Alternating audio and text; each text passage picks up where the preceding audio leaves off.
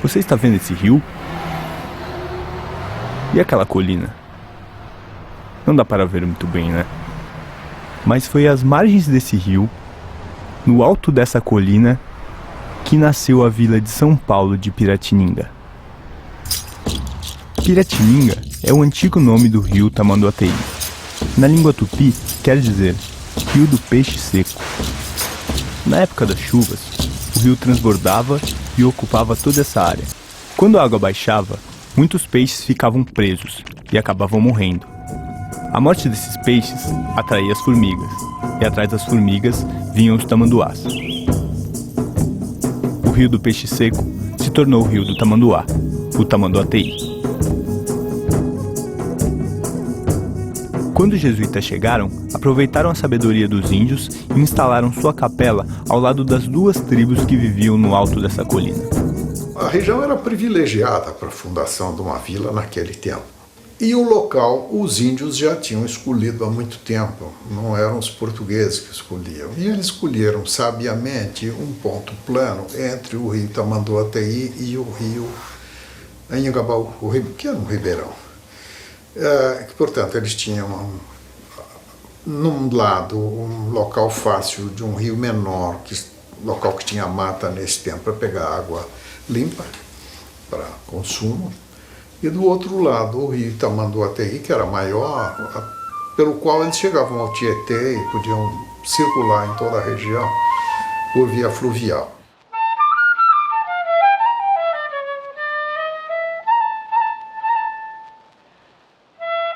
Durante aproximadamente 300 anos, a vila de São Paulo só existiu por causa desses dois rios.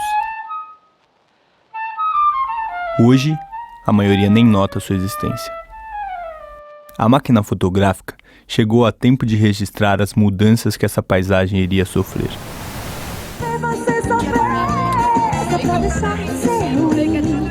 Eu vou fazer você chorar, se humilhar, ficar correndo atrás de mim. Sabe aquele canal que passa ao lado do mercado municipal? Esse aí é o rio Tamanduateí. Um dia, ele já beirou a rua 25 de março. E nas suas margens havia um porto.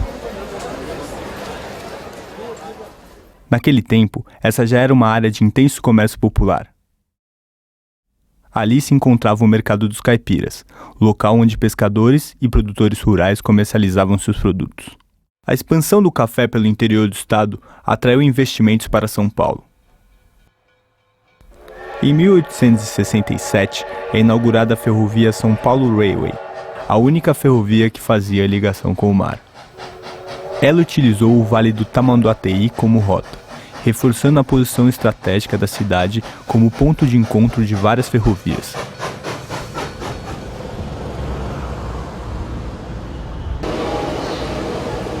Esses trilhos marcaram a entrada do Brasil na modernidade. A velocidade da máquina transformou a vida na cidade e alterou de forma marcante sua relação com os rios.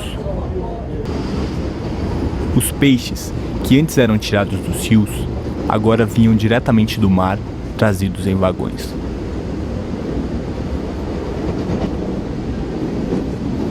As distâncias se encurtaram e, pouco a pouco, Os rios, que eram a razão da existência da cidade, tornaram-se obstáculos ao seu crescimento.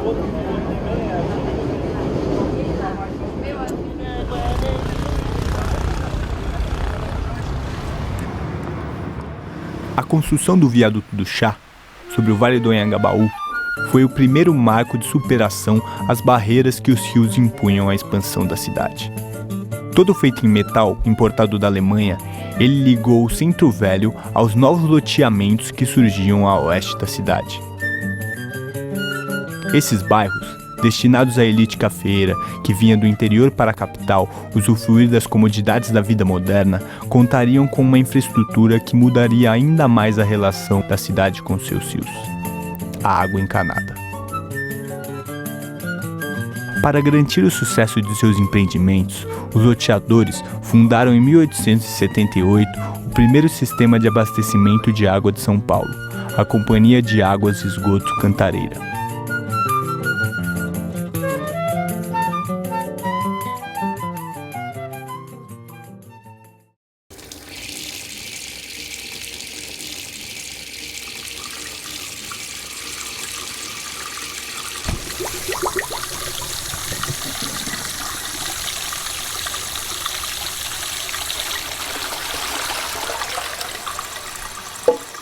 Quanto maior o número de pessoas, maior a necessidade de água.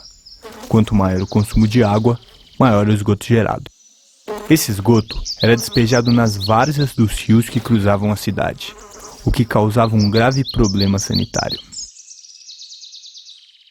O presidente da província, que seria o prefeito de hoje, já estava endividado, que é uma questão crônica, né? Precisava fazer caixa.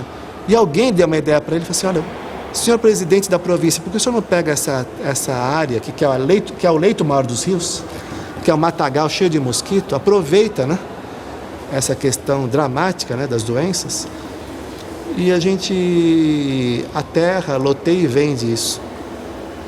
Ou seja, os argumentos sanitaristas, né, e hidráulicos serviram para um verdadeiro objetivo mercantilista, né? A elite paulistana sonhava em construir uma cidade como as que vinham em suas viagens pela Europa. E seus rios não se encaixavam nesse sonho, não do jeito que eram. A solução escolhida foi transformar os rios, cortar suas curvas e afundar seu leito. Assim, eles levariam o esgoto mais rápido, para longe da nossa vista. O Tamanduateí se viu aleijado de suas antigas margens.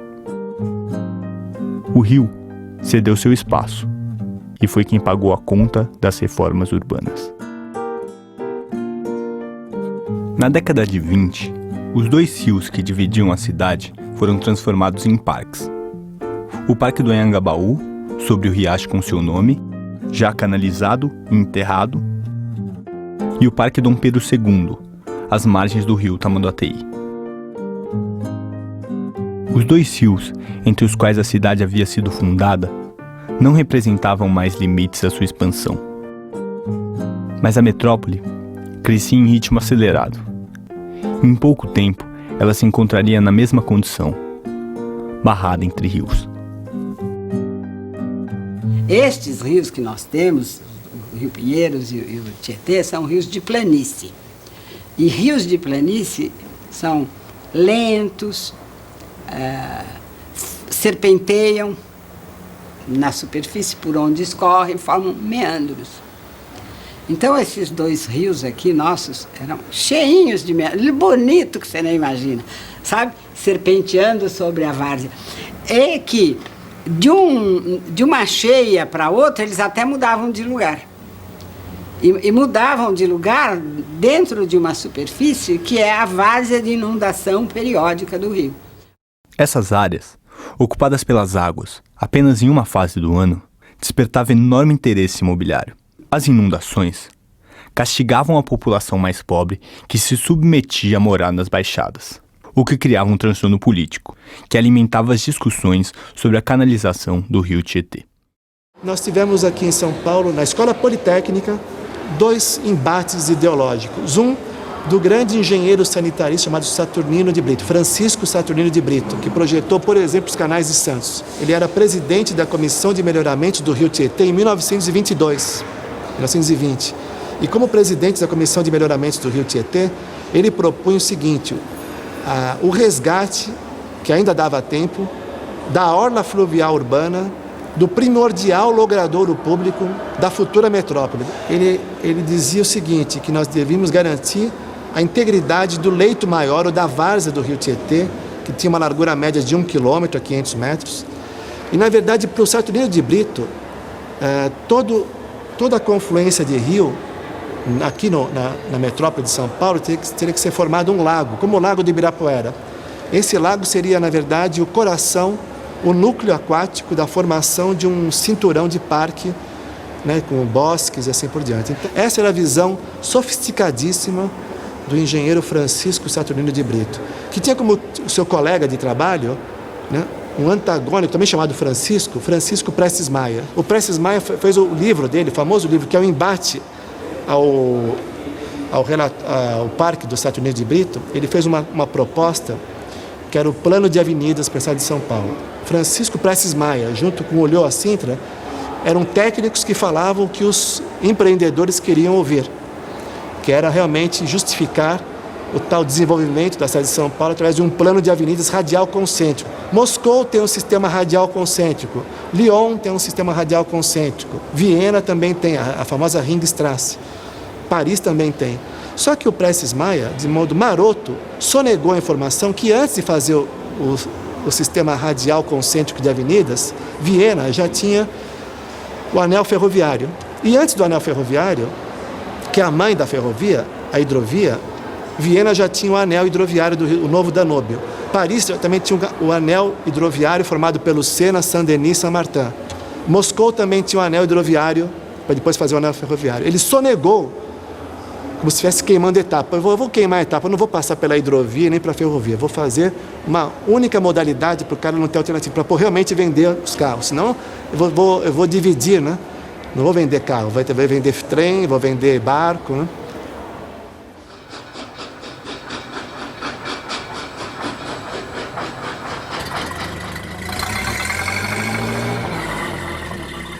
O carro em São Paulo, ele é carregado de uma carga simbólica que talvez não seja em outros lugares, porque houve, principalmente até os anos 20, até o fim da República Velha, uma confusão entre o automóvel e a identidade em São Paulo.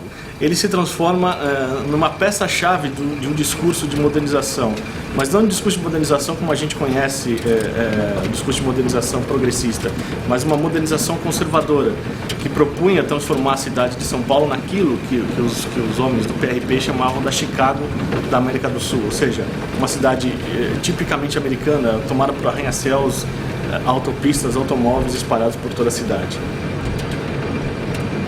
No ano de 1938, Prestes Maia foi nomeado prefeito de São Paulo e começou a concretizar as obras de seu plano. Para construir uma avenida, seria necessário desocupar uma grande área. O plano propunha utilizar os fundos de vale, área dos rios e dos córregos, para a construção dessas novas avenidas.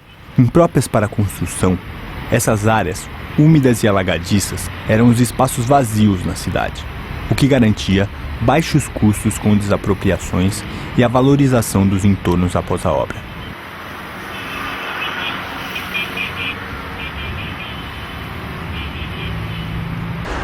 As principais avenidas de São Paulo, como as marginais Pinheiros e Tietê, a Avenida do Estado, a 9 de Julho e a 23 de Maio, estavam propostas no plano de avenidas, plano que estruturou o modo de expansão da cidade. Prestes Maia ficou no poder até 1945. Neste período, ele finalizou a retificação do Tietê,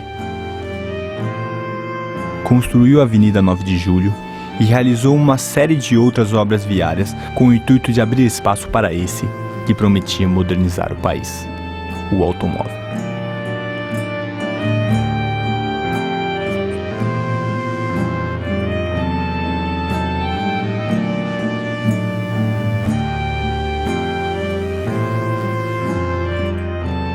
Nas décadas seguintes, várias outras avenidas fundo de vale foram construídas.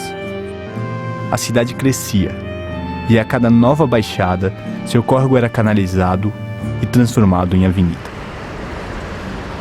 O plano de avenidas inaugurou uma prática que se estabeleceu como modelo na estruturação da cidade, onde o espaço das águas se transformou no espaço dos carros.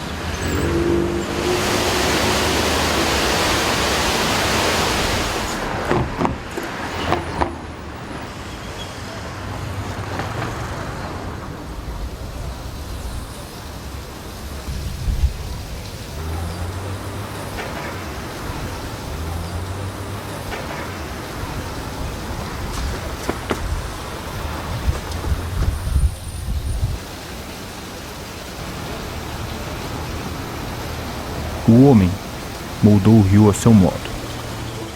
Colocou-o dentro de um cano e escondeu debaixo da terra, para não se ver na sujeira.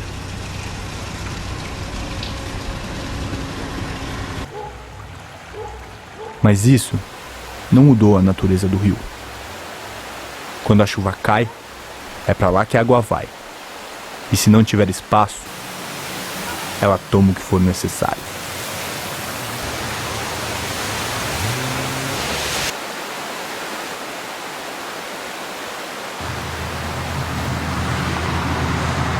A urbanização de São Paulo foi uma coisa tão violenta que ocupou o lugar do rio. Então, enchente é coisa que nós inventamos, entende?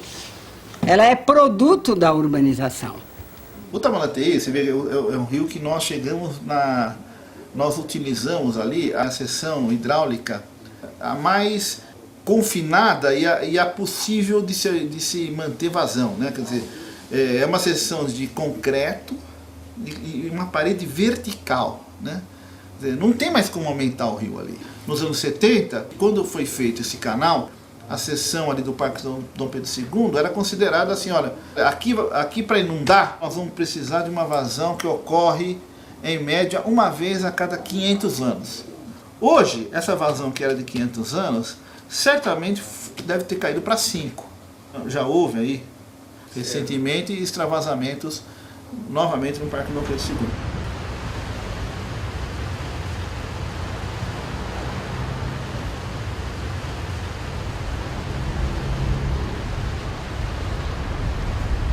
A cidade deu as costas para os rios.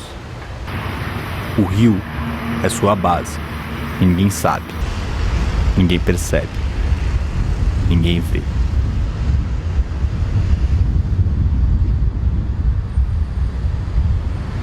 A espinha dorsal dessa arquitetura da cidade são os rios urbanos. Quer dizer, se a gente realmente quer resolver o problema do rio, nós temos que resolver o problema do deslocamento.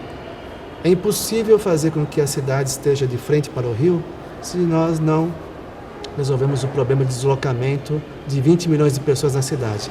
Hoje, do jeito que está, se você deixar a administração pública, da questão crônica que ela está, de dívidas e refém dos empreiteiros e desse urbanismo rodoviarista, nós vamos cada vez mais pela lógica, que é a lógica mais ultrapassada que pode existir, abrir mais estradas, mais avenidas.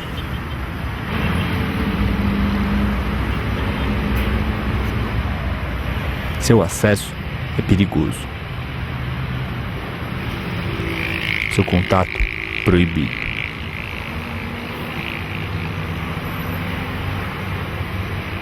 Mais uma barreira.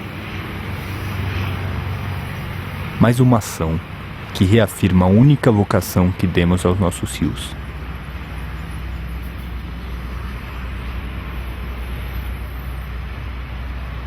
Canal de escoamento de água e esgoto.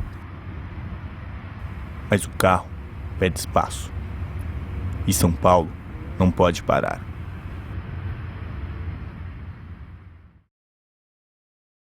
Você está vendo essas colinas?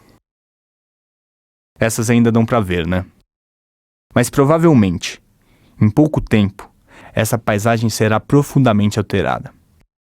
Aqui, no Parque Santa Luzia, em Mauá, nasce o rio Tamanduateí. Esse mesmo. E é também por onde passará o trecho leste do Rodoanel.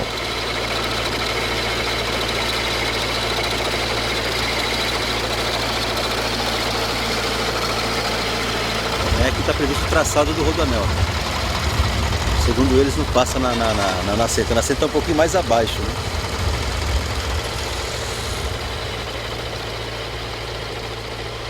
E esse rio foi um rio que já doou para a parte econômica aqui da cidade. A margem já doou as matas, doou água. Hoje ele é um rio que está morto, né? Um rio que no consciente coletivo ele nem existe na realidade. As pessoas a poucos metros daqui não sabem que a nascente está aqui, em Mauá.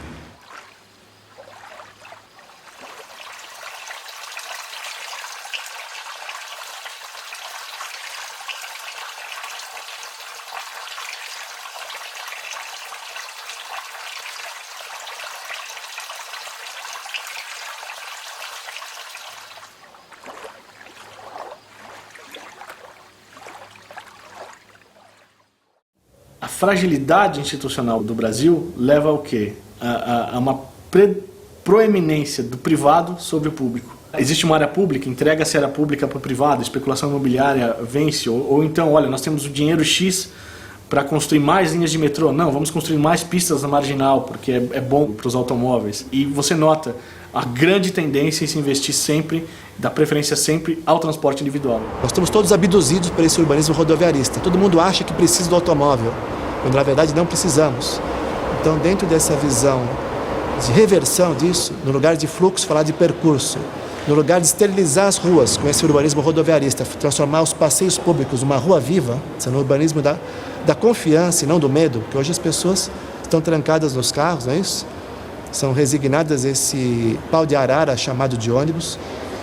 Felizmente, de todas as obras de arte da humanidade, a cidade é a principal obra de arte. E, felizmente, é uma obra de arte aberta e inconclusa. Então, a difícil arte de construção do espaço público, que é coletivo, né, passa por esse reconhecimento, por essa crítica, e nós nos reinventarmos cotidianamente. Esse rio fomos nós que poluímos, abduzidos, resignados, submetidos a esse olhar do colonizador. Cabe a nós conceber o espaço em que queremos viver. O que vamos valorizar?